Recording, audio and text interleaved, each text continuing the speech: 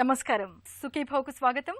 ఈరోజు సుఖీభవలో నరాల జబ్బులకు దివ్య ఔషధం బొటాక్స్, వెన్నుకు దన్నుగా నిలిచే రోబోటిక్ ట్రస్ట్, దంపుడు బియ్యంతో మేలైన ఆరోగ్యం, డెంటల్ ఇంప్లాంట్స్ లో కొత్త సాంకేతికత, ఇంకా హెల్త్ టిప్. ప్రపంచంలోనే అత్యంత భయంకరమైన విష పదార్థం ఏది అంటే ముందుగా బొటాక్స్ గురించే చెప్పుకోవాలి. అయితే కాలకూట విషం లాంటి బొటాక్స్ను కూడా అతి సూక్ష్మ మోతాదులో వాడుకుంటే ఎన్నో ప్రయోజనాలు లభిస్తాయని మీకు తెలుసా? ముఖ్యంగా నరాల జబ్బుల్ని నయం చేయడంలో బొటాక్స్ బాగా ఉపయోగపడుతుందని చెప్తారు డాక్టర్లు. నరాల జబ్బులకు బొటాక్స్తో ఎలా వైద్యం చేస్తారో ఇప్పుడు తెలుసుకుందాం.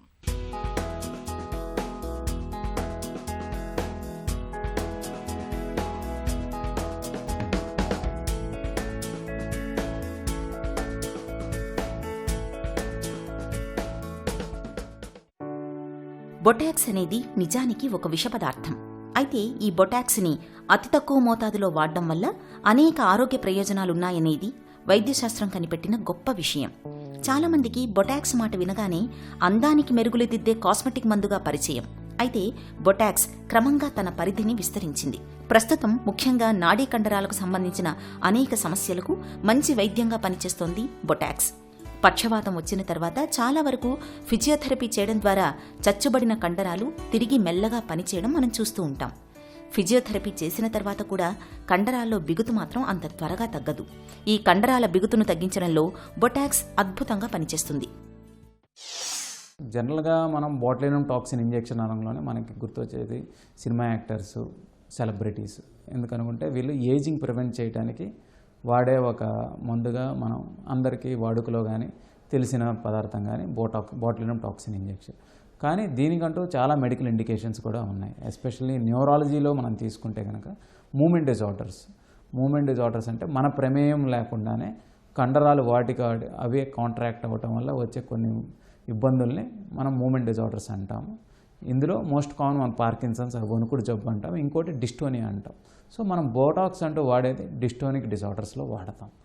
డిస్టోనియా అంటే చేతులు కొంగరలో పోవటం, మెడ ఒకవైపు తిరగటం, లేకపోతే కళ్ళు మన ప్రమేయం లేకుండానే కళ్ళు మూతలకు గురవటం, మనం రాస్తున్నప్పుడు చెయ్యి వణకడము, లేకపోతే చెయ్యి ఒక రకమైన అబ్నార్మల్ పోస్చర్లోకి వెళ్ళటము, వీటన్నిటిని డిస్టోనియాస్ అంటాము.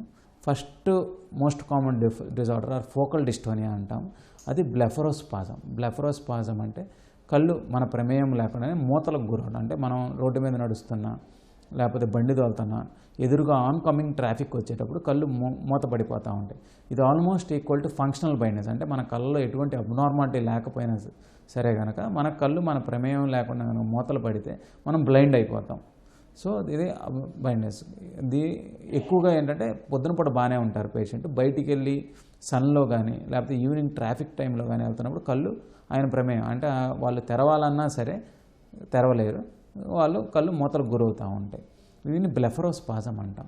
ఈ బ్లెఫరోస్పాజంకి కంటి చుట్టూరు ఉండే కండరాలకి స్పెసిఫిక్గా ఇంజెక్షన్ అవ్వటం ద్వారా వాళ్ళకి రిలీఫ్ వస్తుంది.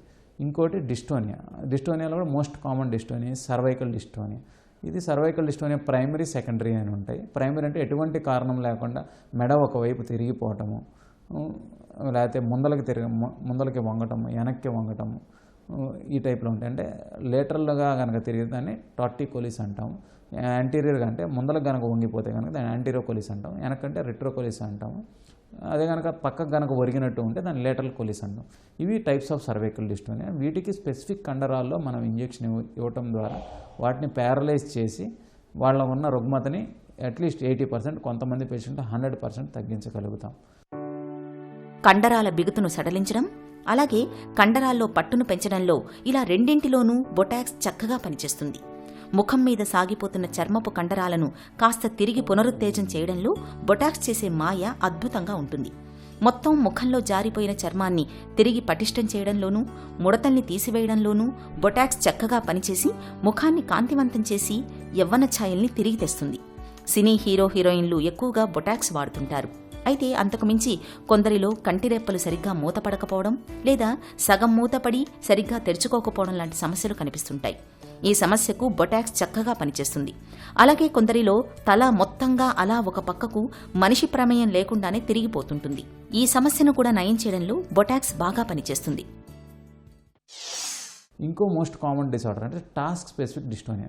ఇప్పుడు మామూలుగా అంతా బాగానే ఉంటుంది, కానీ వాళ్ళు ఒక పని చేసేటప్పుడు మాత్రం చెయ్యి కానీ ఏదైనా ఆ టాస్క్ చేసే పరికరం కానీ కొంగరపోతా అంటే వంకరపోతా ఉంటుంది. అంటే రాసేటప్పుడు ఎస్పెషల్లీ మనం మోస్ట్ కామన్గా చూసేది రైటర్స్ క్రామ్ అంటే రైటర్స్ డిస్టోనియా అంటాము.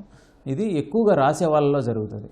సో ఎస్పెషల్లీ డాక్టర్సు, విలేకరులు వీళ్ళు ఎక్కువగా రాస్తూ ఉంటారు. కొంతమంది క్లర్క్ జాబ్ చేసేవాళ్ళు, వీళ్ళలో మనం ఎక్కువగా చూస్తూ ఉంటాం. అదంటే రాసేటప్పుడు ఏమవుతుందంటే పెన్ను వదిలైపోవటం, లేకపోతే పెన్ను వంకర పోవటం, వాళ్ళు రాసే రాత కూడా మారిపోవటం జరుగుతూ ఉంటుంది. అంటే వాళ్ళ ప్రమేయం లేకుండానే కాంట్రాక్ట్ అవ్వాల్సిన కండరాలు కాకుండా అబ్నార్మల్ కండరాలు కాంట్రాక్ట్ అవ్వటం వల్ల వాళ్ళ చేతిలో ఉన్న పెన్ను కానీ వాళ్ళ రైటింగ్ కానీ అబ్నార్మల్గా వస్తూ ఉంటుంది. దీన్ని మనం ఈ బొటులినం టాక్సిన్ ద్వారా అంటే ఈఎంజీ గైడెడ్ బోటాక్స్ ఇవ్వటం ద్వారా మనం దీన్ని ఈ రుగ్మతను తగ్గించగలుగుతాం. ఇంకోటి ఏంటంటే మనం సిమిలర్లీ టాస్క్ స్పెసిఫిక్ డిస్టోనియా తీసుకుంటే ఎక్కువగా ఇప్పుడు మ్యూజిషియన్స్ డిస్టోనియా అంటాం. అంటే ఎక్కువగా ట్రంపెట్ బ్లో చేసేవాళ్ళు కానీ ట్రంపెట్ వాళ్ళు పెదాల వరకే డిస్టోనియా వస్తుంది. అది కూడా ఇతర ప్రాబ్లమ్స్కి రాదు, కేవలం వాళ్ళు ఆ ట్రంపెట్ బ్లో చేసేటప్పుడే వాళ్ళ పెదాలకి వస్తుంది. సో దీన్ని టాస్క్ స్పెసిఫిక్ డిస్టోనియా అంటాం.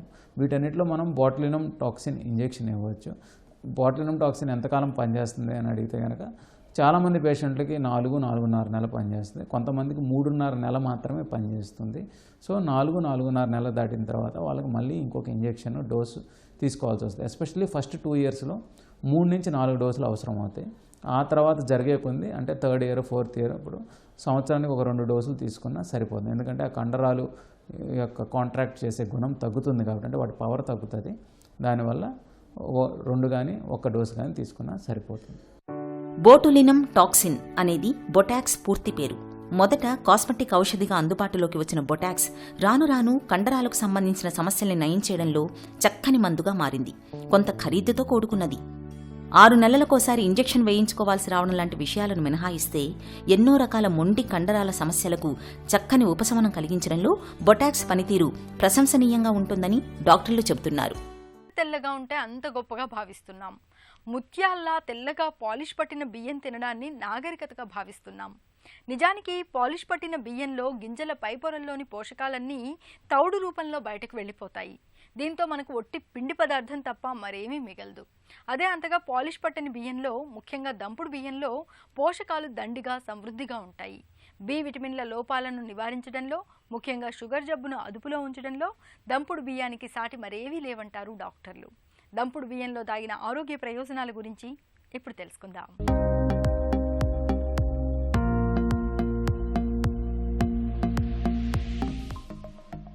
దంపుడు బియ్యం చూడ్డానికి దుమ్ము పట్టినట్టుగా ముదురు రంగులో కనిపిస్తుండొచ్చు, కానీ నిజానికివి మంచి పోషకాల గనులు. వరి పొట్టు కింద ఉండే తవుడు పొరలో విటమిన్లు, ఖనిజాలు దండిగా ఉంటాయి. పాలిష్ పట్టినప్పుడు తవుడుతో పాటు ఇవన్నీ తొలగిపోతాయి. అందుకే తెల్ల బియ్యం కన్నా దంపుడు బియ్యమే మంచివని పరిశోధకులు చాలా కాలంగా చెబుతూనే ఉన్నారు. వారానికి 5 అంతకన్నా ఎక్కువసార్లు తెల్ల బియ్యం తీసుకోవటం వల్ల మధుమేహం ముప్పు పెరుగుతున్నట్టు Harvard school of public health పరిశోధకులు గుర్తించారు. తెల్ల బియ్యాన్ని 50 గ్రాములు తగ్గించి వాటి స్థానంలో దంపుడు బియ్యాన్ని చేర్చుకుంటే మధుమేహం ముప్పు 16% వరకు తగ్గుతున్నట్టు తేలింది కూడా. అంతేకాదు, రక్తపోటు పెరగడానికి దోహదం చేసే సోడియం పాళ్లు కూడా దంపుడు బియ్యంలో తక్కువే. ఇక పోషకాల పరంగా చూస్తే మనం తిన్న ఆహారాన్ని శక్తిగా మలచడంలో కీలక పాత్ర పోషించే నియాసిన్, విటమిన్ B3 వీటిల్లో చాలా ఎక్కువ. వీటిల్లోని మెగ్నీషియం ఎముకల ఆరోగ్యానికి ఎంతగానో దోహదం చేస్తుంది. థైరాయిడ్ హార్మోన్ ఉత్పత్తికి, విశృంఖల కణాలను అడ్డుకోవడానికి తోడ్పడే సెలీనియం కూడా దంపుడు బియ్యంలో దండిగానే ఉంటుంది. వీటిలోని పాలిఫెనాల్స్ పేగుల్లోకి చేరిన తర్వాత ఫైటో ఈస్ట్రోజెన్, ఎంటెరోలాక్టేన్ గాను మారతాయి. ఇవి క్యాన్సర్ నివారకంగా పనిచేయడమే కాకుండా గుండె ఆరోగ్యంగా ఉండడానికి దోహదం చేస్తాయి. ఇక వీటిలోని పిండి పదార్థం నెమ్మదిగా జీర్ణమవుతుంది. అందువల్ల రక్తంలో గ్లూకోజ్ స్థాయిలు అంత త్వరగా పెరగవు. కడుపు నిండిన భావన కలిగించడం వల్ల వెంటనే ఆకలి వేయదు కూడా. ఈ నేపథ్యంలో పాలిష్ పట్టిన బియ్యం కంటే దంపుడు బియ్యాన్ని అన్నంగా వండుకుని తినడం మన ఆరోగ్యానికి అన్ని విధాల మేలు. ఒకప్పుడు ఏ కారణంగానైనా దంతాలు ఊడిపోతే చేయడానికి ఏమీ ఉండేది కాదు, అలాగే వదిలేసేవాళ్ళు. తర్వాత కట్టుడు పళ్ళు అందుబాటులోకి రావడంతో బోసి నోటి బాధలు కొంతవరకు తగ్గాయి. కాలక్రమంలో దంత వైద్యం అభివృద్ధి చెందుతూ రావడంతో రోజు తీసి పెట్టుకునే కట్టుడు పళ్ల స్థానంలో స్థిరంగా బిగించే ఇంప్లాంట్లు అందుబాటులోకి వచ్చాయి. సహజ దంతాల్ని మరిపించే ఈ ఇంప్లాంట్స్లోనూ ఇవాళ గైడెడ్ సర్జరీ రూపంలో సరికొత్త సాంకేతికత అందుబాటులోకి వచ్చింది. గైడెడ్ ఇంప్లాంట్స్ సర్జరీ గురించిన పూర్తి వివరాల్ని డాక్టర్ని అడిగి ఇప్పుడు తెలుసుకుందాం.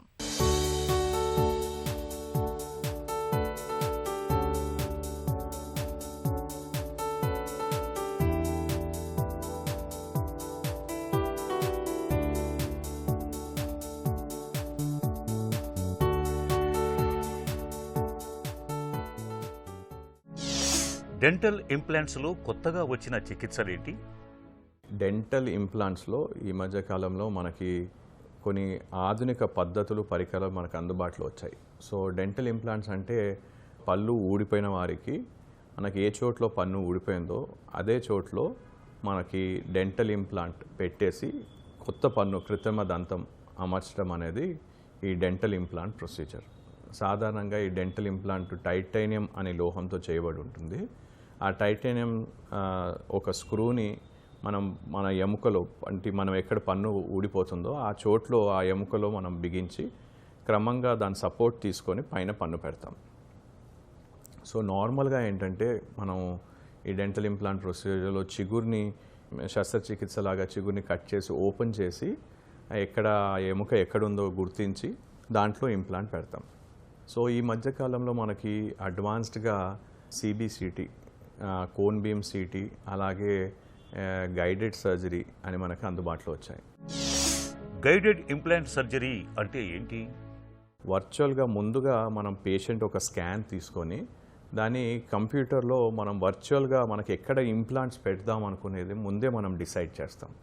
సో కంప్యూటర్ పైన మనము ఏ చోట్లో ఎముక మనకి అవైలబుల్ ఉంది, ఏ డైరెక్షన్లో ఎముక అవైలబుల్ ఉంది అనేది మనకి జస్ట్ కంప్యూటర్లో స్కాన్లో మనకు పూర్తిగా ఇన్ఫర్మేషన్ మనకు తెలుస్తుంది. సో 3D రీకన్స్ట్రక్షన్ చేస్తూ మనకి ఏ పొజిషన్లో మనం ఇంప్లాంట్ పెట్టాలనేది మనం వర్చువల్గా కంప్యూటర్ పైన మనం డిజైన్ చేసేందుకు సాఫ్ట్వేర్స్ అవైలబుల్ ఉన్నాయి ఇప్పుడు, గైడెడ్ సాఫ్ట్వేర్స్ అని. సో వీటిని వాడుతూ మనకి ఎగ్జాక్ట్ పొజిషన్ ఎక్కడ మనం ఇంప్లాంట్ పెట్టాలని మనం గుర్తించి మనము దాని ప్రకారము ఒక స్టెంట్, గైడెడ్ స్టెంట్ లేదంటే గైడ్ని తయారు చేస్తాం. సో ఇది ల్యాబ్లో కంప్యూటర్ సహాయంతో 3D ప్రింటింగ్, CAD/CAM, అలాగే CBCT ఈ సాఫ్ట్వేర్స్ అన్నీ కలిసి ఒక మనకి గైడ్ అని రెడీ అయ్యి మనకు సర్జరీ టైంలో మనకు రెడీ అయ్యి వస్తుంది. సో సర్జరీ టైంలో ఏంటంటే ఆ శస్త్రచికిత్స ఇంప్లాంట్ పెట్టే టైంలో నార్మల్గా మనకి చిగుర్లని ఓపెన్ చేసి దాని తర్వాత ఆ చోట్లో ఎక్కడ మనకి ఎముకుందని గుర్తించి అక్కడ మనం ఇంప్లాంట్ పెట్టేవాళ్ళం. అలా కాకుండా జస్ట్ ఆ గైడ్ పెట్టేసి ఎగ్జాక్ట్ పొజిషన్లో జస్ట్ మనం ఎక్కడ అనుకున్నామో అక్కడే జస్ట్ ఒక కీ హోల్ సర్జరీ లాగా with minimal pain and minimally ఇన్వేసివ్గా అసలు మనకి పేషెంట్కి తక్కువ పెయిన్ అలాగే తక్కువ ఇన్వేసివ్ ప్రొసీజర్ లాగా మనం చేస్తూ మినిమం ట్రామాలో మనము ఆ చోట్లో ఇంప్లాంట్ పెట్టేసి ఎగ్జాక్ట్ పొజిషన్లో పెట్టి చికిత్స చేయడం అనేది guided implant surgery. Guided implant సర్జరీతో ఉన్న అనుకూలతలేంటి? పేషెంట్కి శస్త్రచికిత్స తర్వాత మినిమం టు మినిమం పెయిన్ కానీ సర్జరీ తర్వాత వెంటనే వర్క్కి వెళ్ళిపోయే అవకాశం కూడా ఉంటుంది. రెండోది మనకి ప్రిసిషన్, మనకి ఎగ్జాక్ట్లీ ఎక్కడ ఉంది, ఎక్కడి వరకు ఉంది అనేది కూడా మనం గుర్తించి కంప్యూటర్లో గుర్తించి అంతవరకే సైజు మనం పెట్టే అవకాశం ఉంటుంది. అంటే సేఫ్టీ, నార్మల్గా ఇంప్లాంట్ పెట్టేటప్పుడు మనకి కింద దవడలో ఒక నరం ఉంటుంది. ఆ నరానికి కొద్దిగా డిస్టెన్స్ మెయింటైన్ చేసి ఇంప్లాంట్ పెట్టాలి, దానికి డ్యామేజ్ కాకుండా. అలాగే పై దవడలో మనం ఇంప్లాంట్స్ పెట్టేటప్పుడు సైనస్, నేసల్ క్యావిటీస్ ఉంటాయి.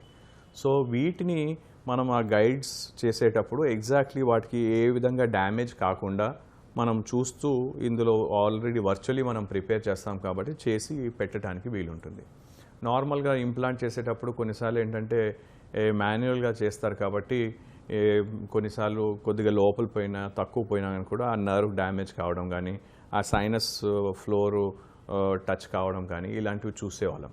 సో కొన్ని చిన్న కాంప్లికేషన్స్ చూసేవాళ్ళం. ఇప్పుడు అలాంటి కాంప్లికేషన్స్ రాకుండా 100% మనము దాన్ని గైడ్స్ వాడుతూ మనం చూసుకోవచ్చు. సో ముందే మనకి ఎలాంటి సైజు ఎలాంటి విడ్త్ అనేది మనం కంప్యూటర్లో డిజైన్ చేసుకొని మనం అలాంటి సైజు ఇంప్లాంట్ మనం పెట్టడానికి కస్టమైజ్డ్గా ఇంప్లాంట్స్ పెట్టడానికి వీలుంటుంది.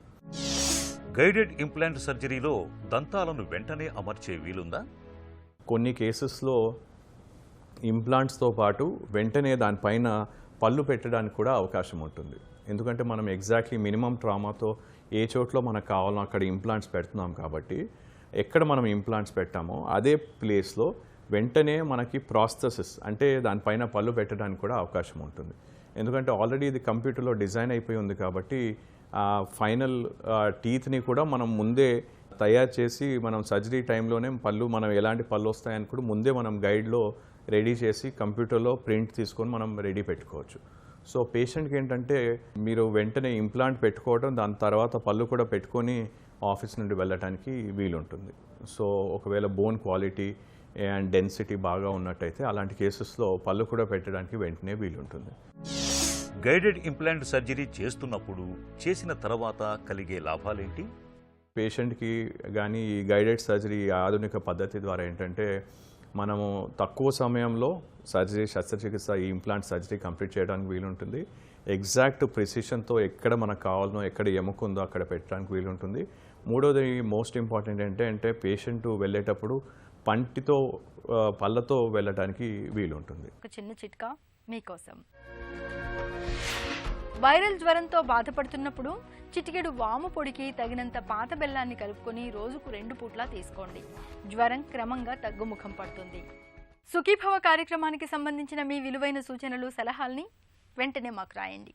మా చిరునామా Sukhibhava, ETV, Ramoji film city, Hyderabad 501512 లేదా sukhibhava@etv.co.in కు ఈమెయిల్ చేయండి.